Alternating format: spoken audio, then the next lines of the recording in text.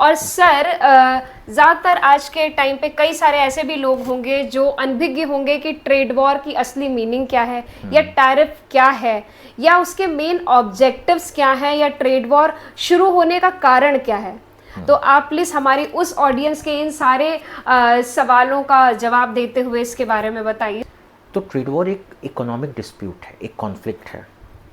और ये नॉर्मली जब एक कंट्री ये परसीव करता है कि कोई दूसरा कंट्री अनफेयर ट्रेड प्रैक्टिसेस से उसके यहाँ की इकोनॉमी को डिस्टर्ब कर रहा है, तो वो उसे रोकने के लिए कुछ ऐसे रेस्ट्रिक्शंस, कुछ ऐसे टैरिफ यानी कि एक्स्ट्रा उसके ऊपर चार्जेस लगाता है, जिससे कि उसका वो प्रोडक्ट उसकी मार्केट में महंगा हो जाए और उसकी मार्केट को डिस्टर्ब न करने पाए, जिससे कि उसके यहाँ के प्रोडक्ट ज़्यादा मार्केट में सर्कुलेट करें। इसको दूसरा कंट्री कैसे रिस्पॉन्ड करता है? दूसरे कंट्री को लगता है कि वो हमें रोकने के लिए ये सब कर रहा है, तो वो अपने यहाँ उनके इंपोर्ट पर वो जवाबी टैरिफ लगाना शुरू कर देता है।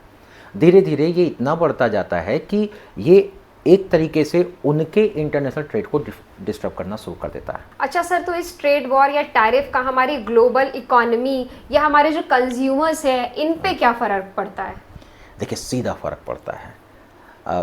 चूँकि हम लोग नॉर्मली यूएस और इंडिया की बात कर रहे हैं, तो अगर अमेरिका ने भारत के इन प्रोडक्ट पर लगाया है टैरिफ, क्या इम्पैक्ट कि अमेरिकी कंपनियां उनसे 20% का डिस्काउंट मांग रही हैं। वो कह रही हैं कि टैरिफ लगने के बाद सामान महंगा हो गया, तो सेल नहीं हो पाएगा, तो आप डिस्काउंट करो।